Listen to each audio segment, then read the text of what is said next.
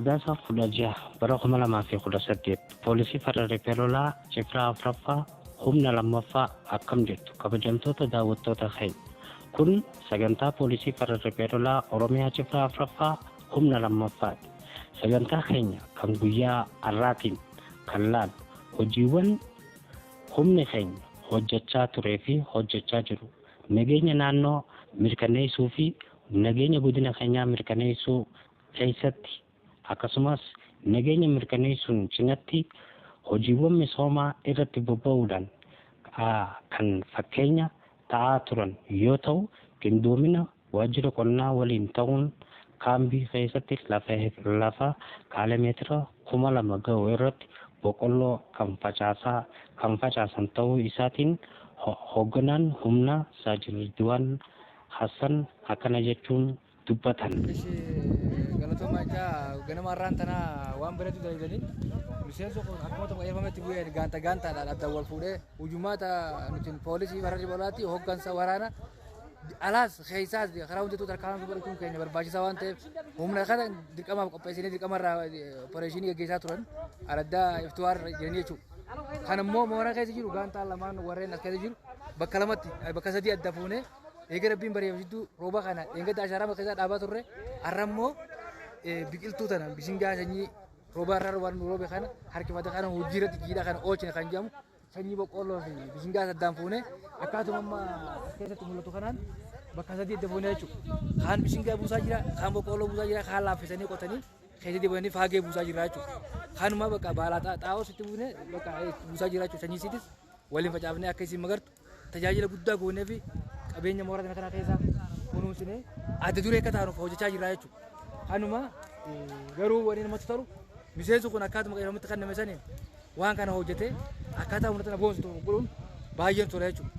Kanaaf akka jibraa keenyaatti bakka hunda akkamatti waa'ee misooma kanarra jirra. Waraanni wanni uummanni keenya beeku qabu lola qofaa miti akaakuus ni beekna, qotuus ni beekna, qochisuus ni beekna, dhukaasuus ni beekna waan jedhamu san uummata keenyatti agarsiifnee fakkeenya ta'uudhaaf jechuudha. Kanuma yoo hin jenne galatoomaati. Humna Afraffaa Cifraa Afraffaa humna lammaffaa ana kombolcha. Hiyyummaa tana xiqqeessuudhaaf tattaaffii nageenyaa fi misooma irratti har'a takka jennee eegallee jirra jechuudha. Akkuma agartan kana misoomni ganamarraa eegalee hanga ammaatti miseensi humna lammaffaa hundi bobba'ee boqqolloo fi mishingaa har'a misoomarra oolchanii jiran jechuudha. Kanaafuu kan nu barbaachisu misoomaa fi nageenyaan jaagama kiyyaan jajjabaachuun dirqamaa ta'a. Hirmaannaa fi qindoomina isaan qabanis baay'ee nutti tolee baay'ee nu gammachiisee jira. Jiraadhaa jennaan.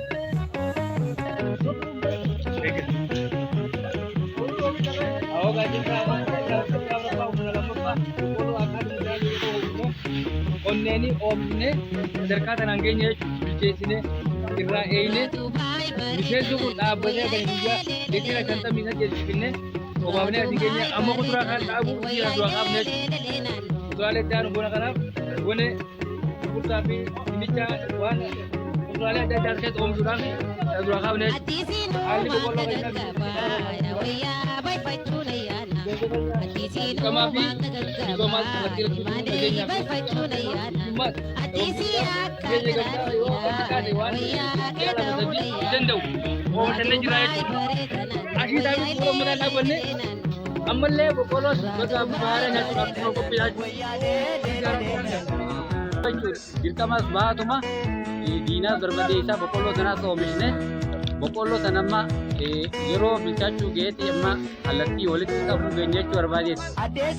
Fakkeenyaaf amma asii boqqolloon sanamma balbilaa fi balbilaan oomishee leetira 28 namaa baay'ee dhuffatee motora sadii akkana laffaanee obaafnee jechuu barbaadeeti.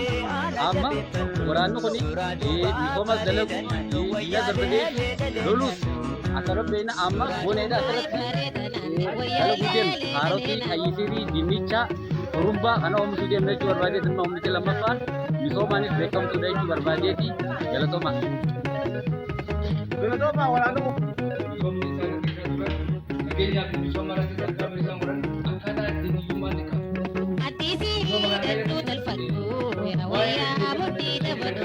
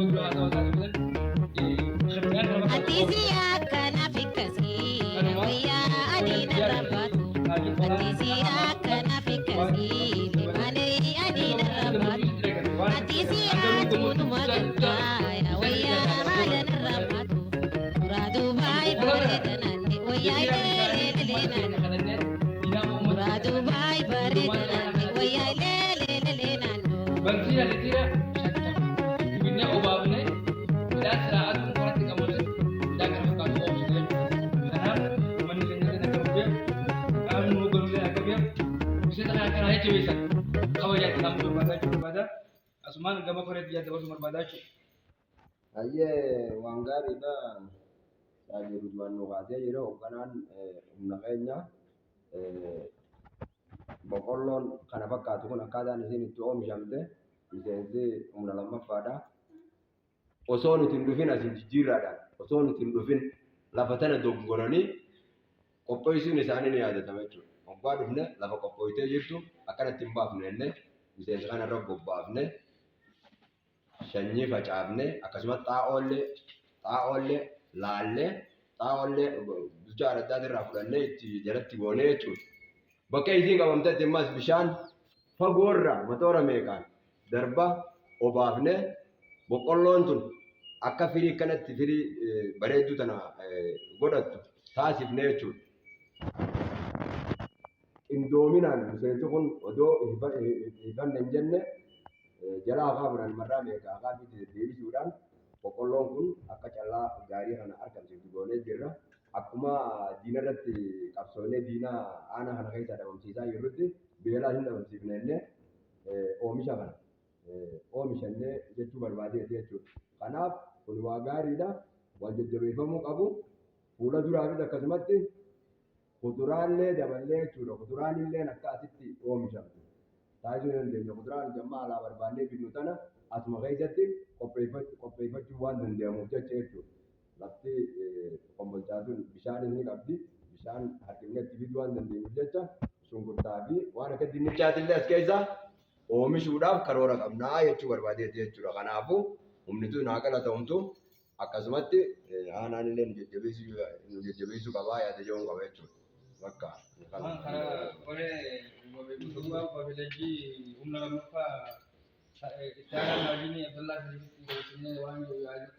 duraan dursee miseensi hogganoon humna lammaffaadhaa baay'ee galatoomaa jechuun barbaada.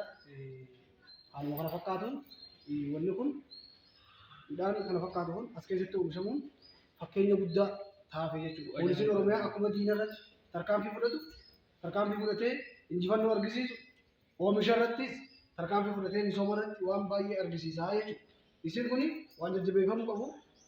Haalli miseensa keenya diinni aanaa keenya akka seenne gochuun hujuma nageenyaa kana keessatti xiiqiidhaan midhaan kana fakkaatu asirratti oomishee kana godhuun baay'ee waan jajjabeeffamuu qabu jechuun barbaadeeti.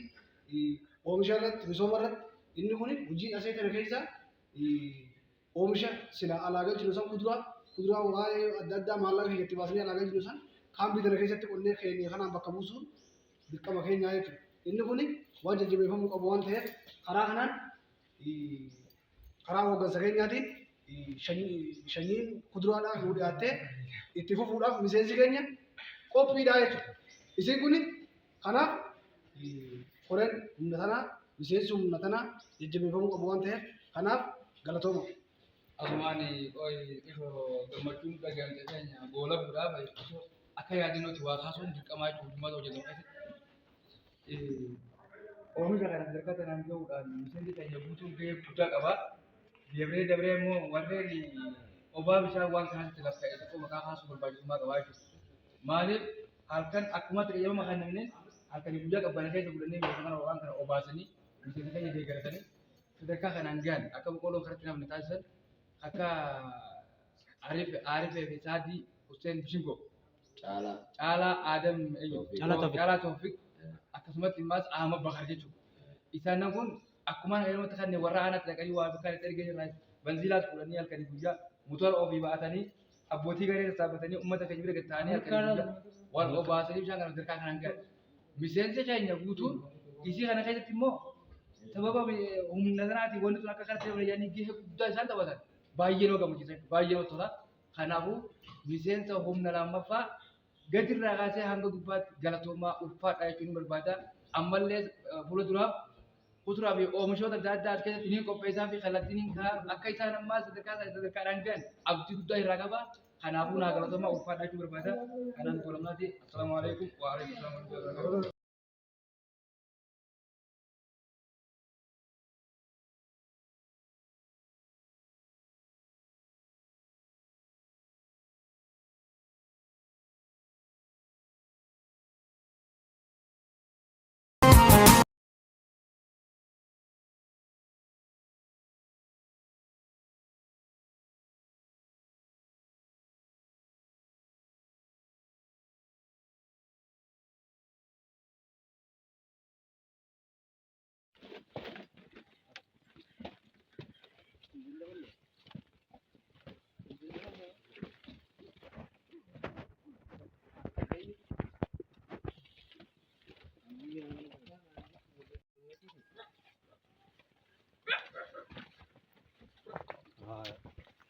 Ini dia nyebut udah tuh.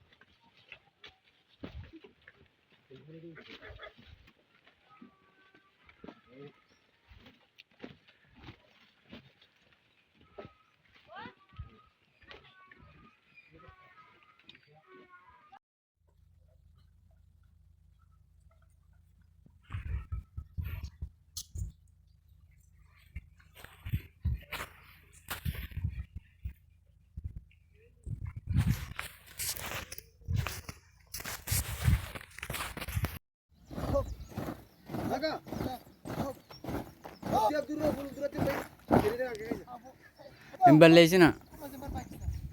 Wal eegaa deemaa cinaachatti walaata. Afaan qawwee